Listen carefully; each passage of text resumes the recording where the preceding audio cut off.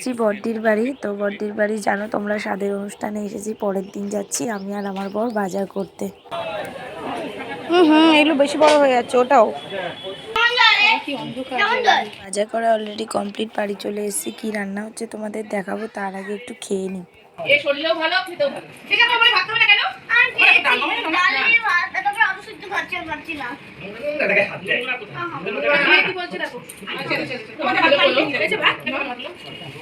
আমার মনে হয় তোমরা দেখে বুঝতেই পারছো আমি কি রান্না করতে বসেছি। তোমরা বলবে আমি কি রান্না করছি, ঠিক আছে?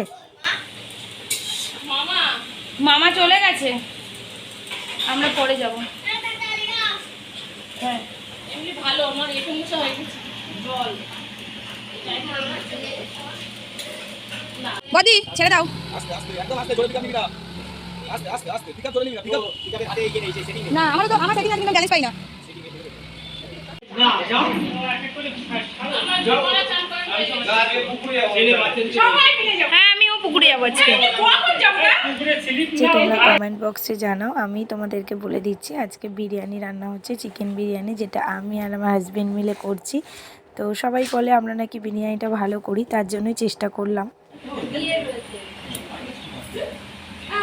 বাবা ধর একটু, বাবা বাবা ধর।